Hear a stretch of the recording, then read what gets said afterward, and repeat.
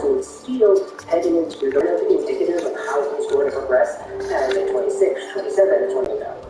But there is a realistic possibility that Tage Thompson makes this contract look like a steal if he progresses, 65 total points in 82 games played. All of a sudden, a guy in that sort of territory who stays in that kind of production rate for the next few years, that's not that bad. He played one season in the NHL where he was good. If he goes out there next year and he reverts back to his old habits of not really being all too comfortable to play down the middle of the ice and play with his strengths and play a skill game rather than being forced to play a more physical game, if he goes out there and completely tanks the bed, you're looking at Jeff Skinner 2.0. You're looking at a situation where a guy is getting paid $7.1 million a season because of one season that he had. And the Buffalo Sabres are confident that they're going to be able to get that done, which is why they gave him that contract in the first place. If Tage Thompson goes out there in 2022, 2023, let's say the first 41 games of the year, the guy has, 20 goals already. He has 20 goals and he has, let's say, 40 assists, because that's a cool number, right? If he's in that point-per-game territory right off the bat, all of a sudden the Sabres look like absolute mad-lad geniuses, because they already signed this guy, who's currently making 1.4 AAV, to that long-term extension. Hey, this guy can get better. Year after year, he's getting 40 goals each time, then 7.1 is a very good number. But that is the type of risk that you are taking when you sign players who have only played, how many games have you played in the NHL right now? 223 games. My gosh, he's played a lot of games at the NHL level. I mean, there were a few in St. Louis and a few in Buffalo throughout the years. I mean, the season he had in Buffalo, the first year, 12 points, 65 games played. Going from that to 68 points in the span of 3 years is absolutely insane to me. But if that is kind of indicative of the progression for Tage Thompson, hey, be my guest, go out there and do your thing, destroying worlds, Mr. Tage Thompson. No matter what happens, though, I definitely do feel happy for the guy for being able to make the bag in the way that he did and being able to bounce back in the NHL the way that he did, even though he's only had one good season so far with the Buffalo Sabres getting those 38 goals. We'll see where he goes from here, but at the end of the day, we're talking about your thoughts about the Buffalo Sabres and his contract. To finalize everything, I feel like I could just say it like this: the Buffalo Sabres, they have the opportunity and pretty much the right. Go out and practice. Go out, practice, practice. Smart with your money and get the constant scoop with CIBC Insights. CIBC Smart Everyday Banking.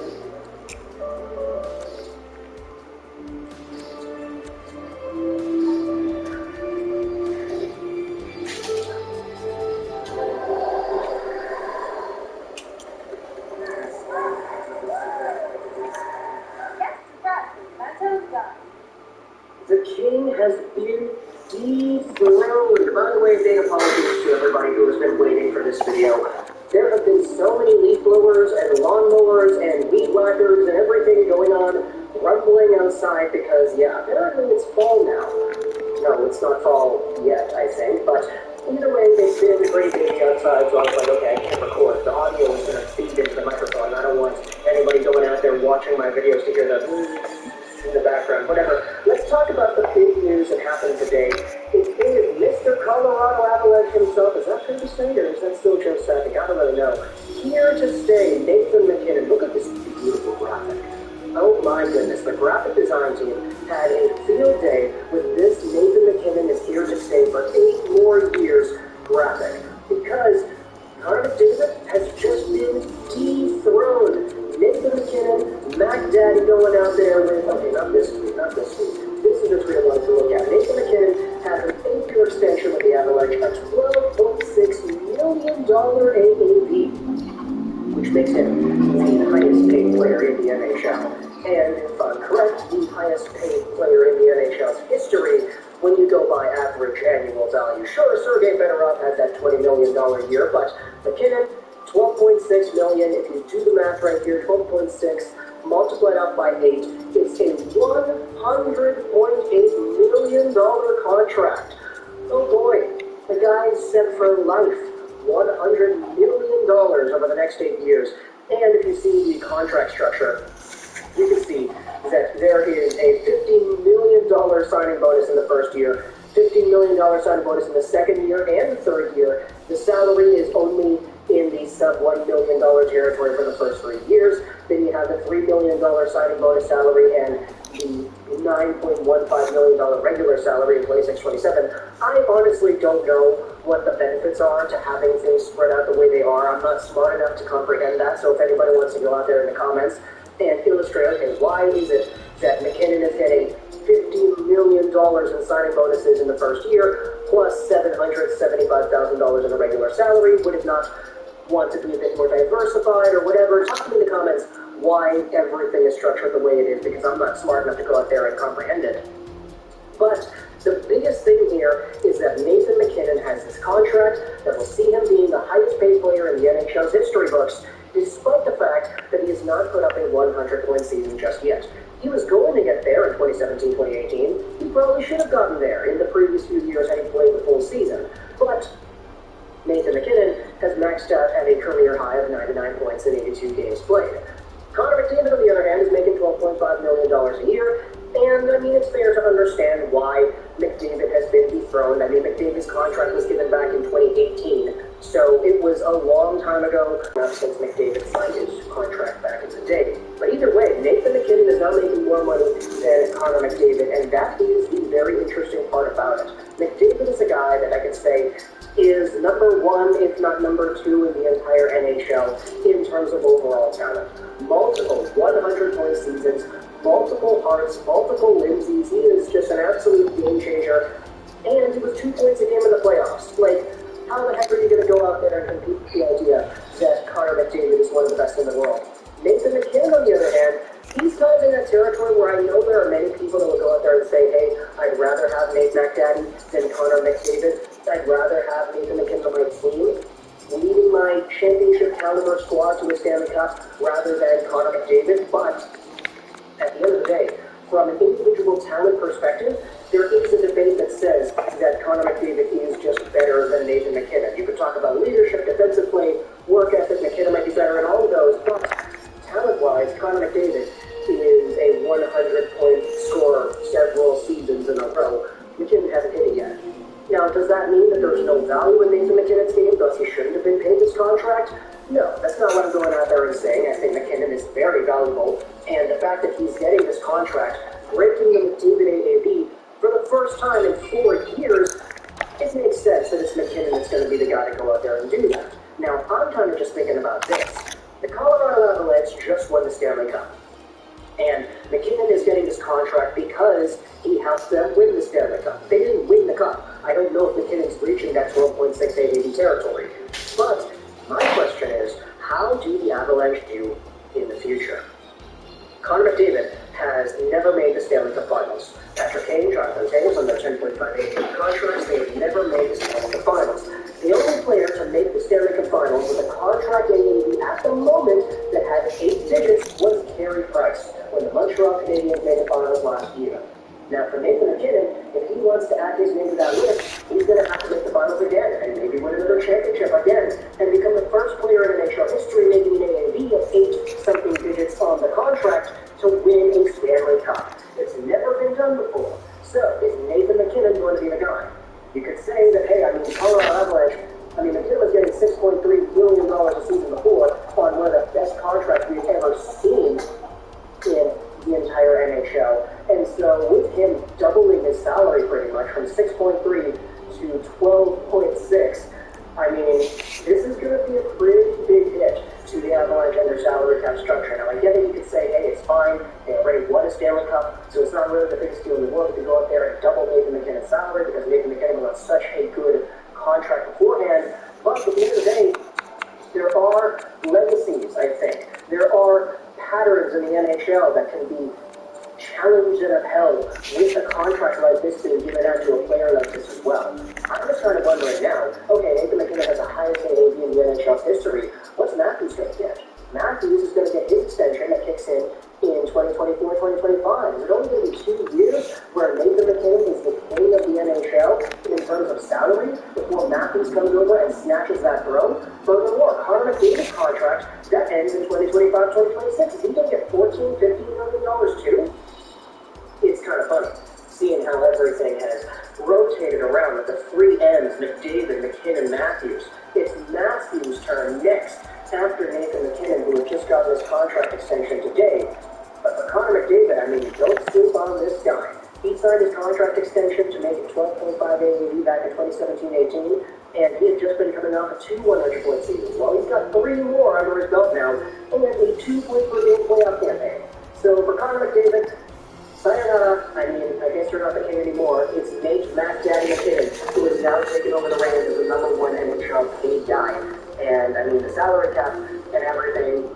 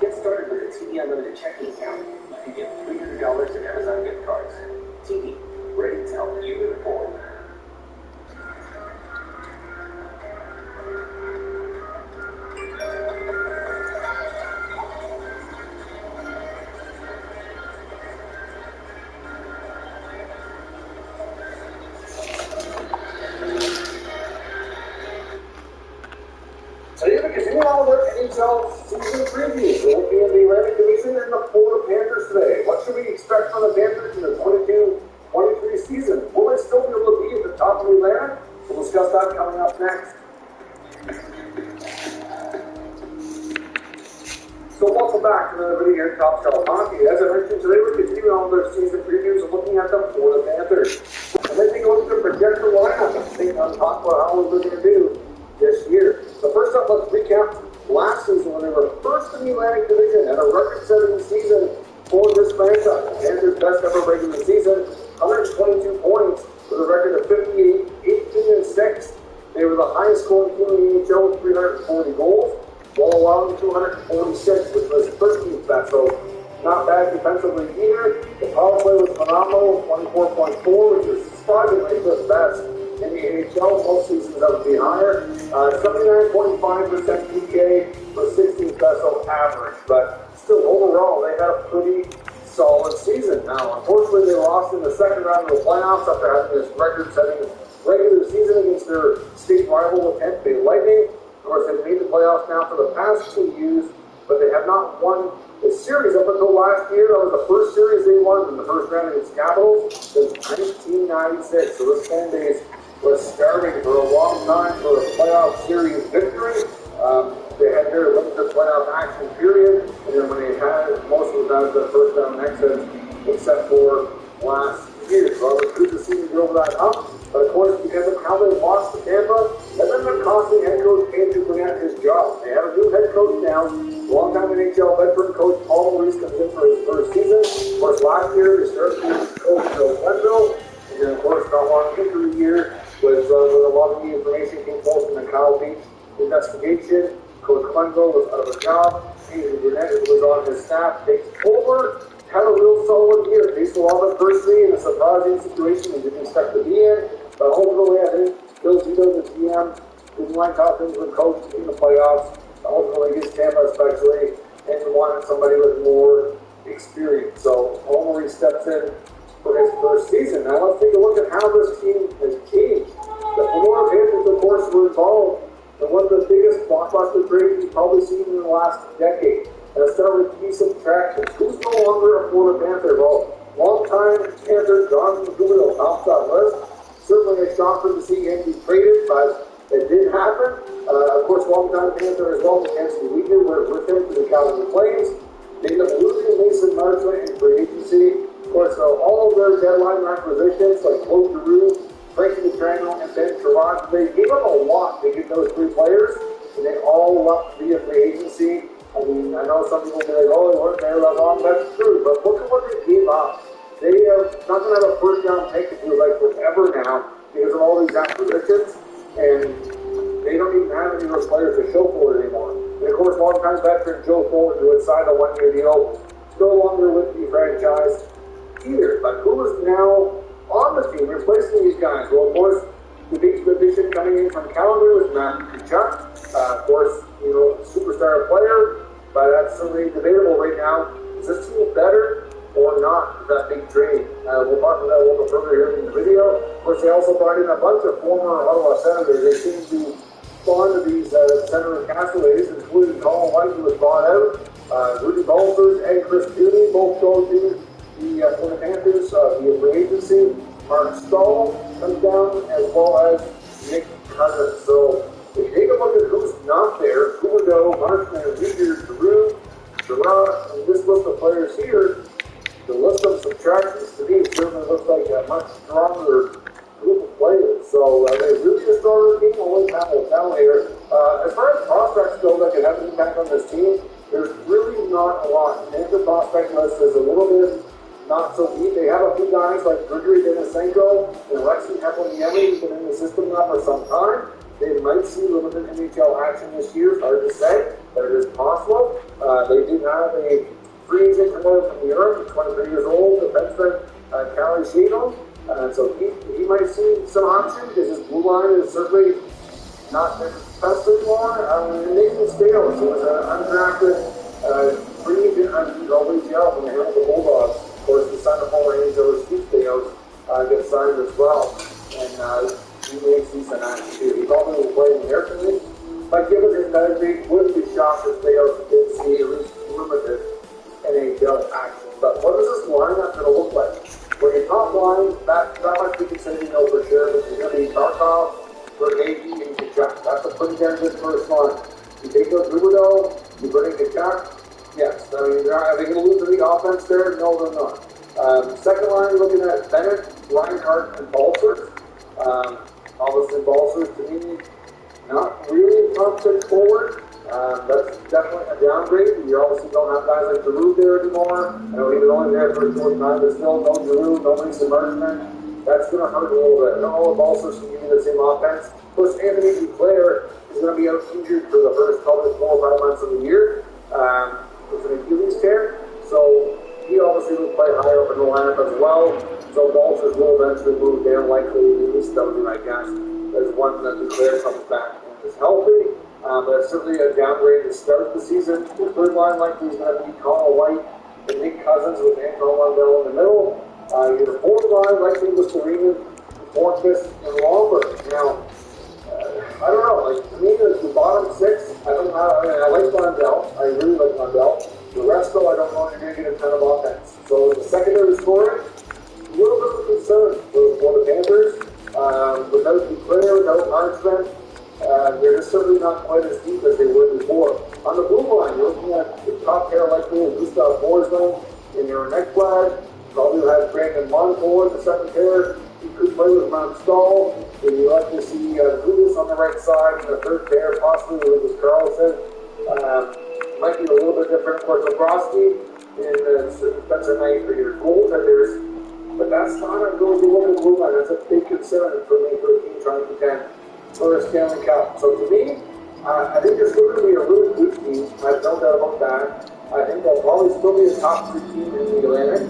I don't see them finishing first though. I can see them maybe more likely as a third place team. That would be more likely. I don't think like they'll still score a lot of goals, but I don't see them scoring at the same pace they did last year. To me, they're not going to be as potent offensively, and they're not going to be as strong defensively. Their defense to me last year was only average or slightly above average, and the blue line is not as good. So obviously that's a problem. I mean, I don't know, no Ben Sherrod, no McKenzie Jr. The left side, especially, Forsberg, Stahl, Carlson, that's not a great left side.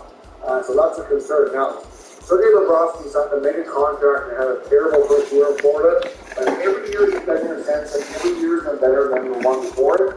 He's going to need to continue to do that. He get better yet again and get another step closer back to a veteran trophy winning Sergei Bobrovsky. They're going to need goaltending to be outstanding.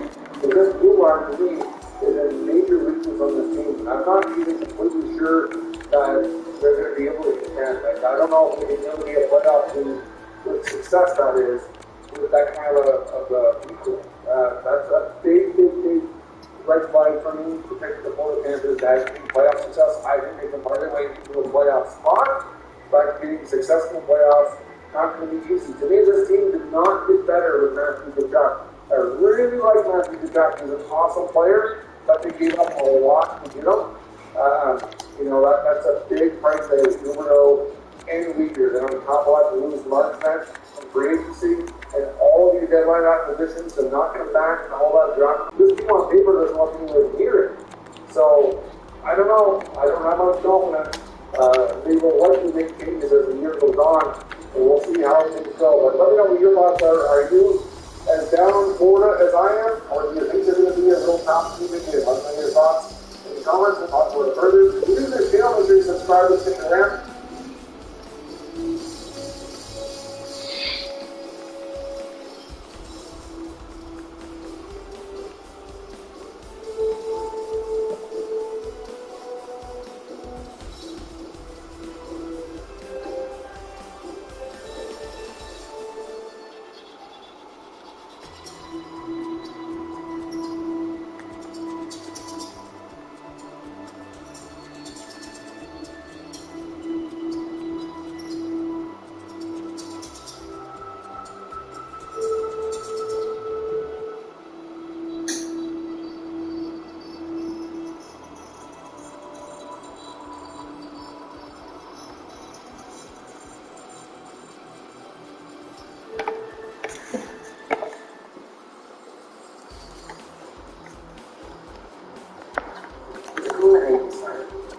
I know I'm capable. Even when I'm nervous about jumping into something new, because that's where I find confidence in myself. I started a Google career.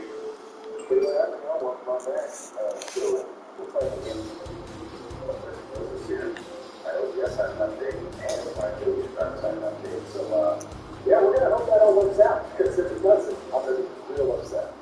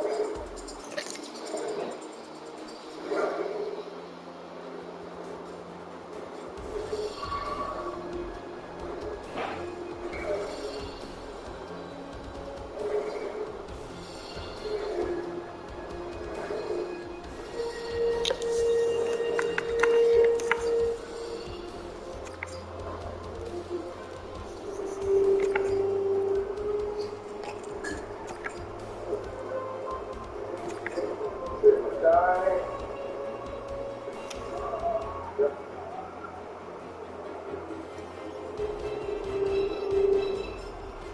Yeah, but I was thinking about that. But, yeah, that was that castle. That was straight up very super second. Like, that was not good. I like it rolling back the driveway in a second. That's sweet. You got that pretty good. Just stop that out. Get it up, stop that together.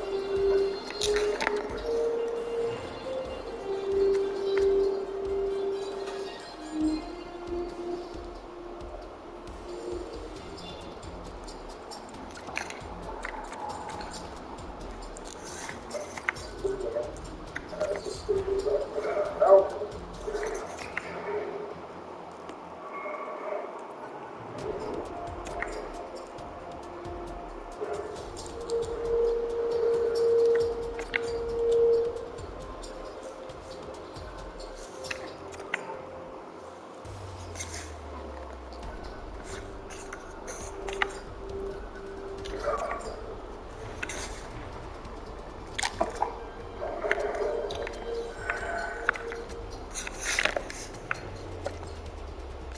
See if I could get up a list to hit the line thing.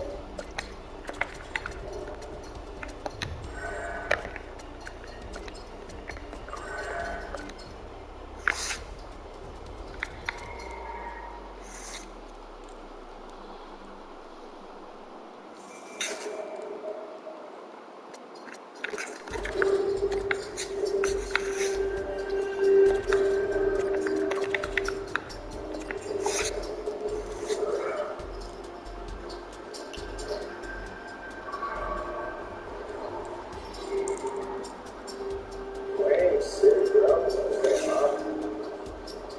Yeah, I'm definitely rolling back the driver after this.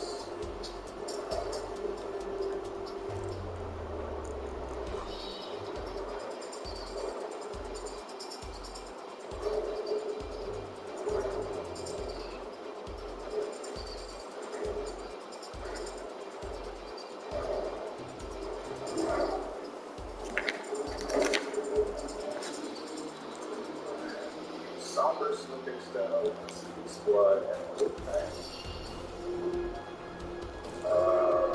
Let's see. Sea's Blood is craft in, and Loop Tank is craft in.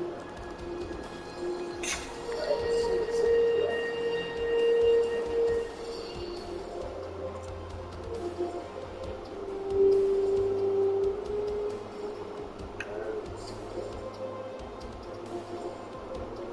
Yeah, that's nice. Yeah, there's that not. I'm gonna try it out. I'm gonna try it out. Like, it does not make sense that we're seeing like summer season. Look at that. That is very, very well. Do it again.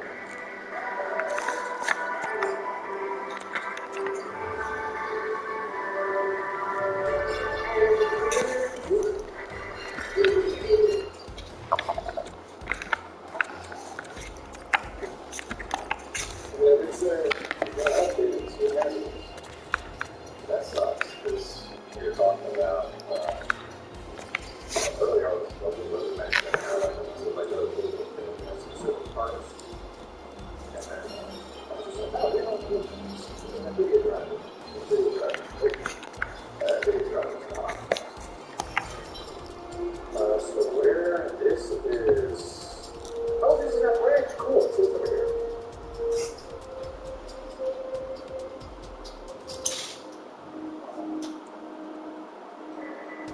Old brick towers, I'm guessing like all this here.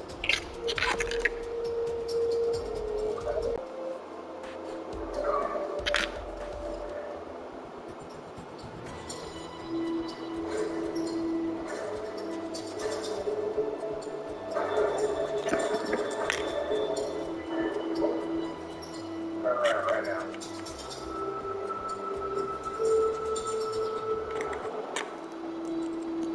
See, even if I can kill the one, I got the archer in the back.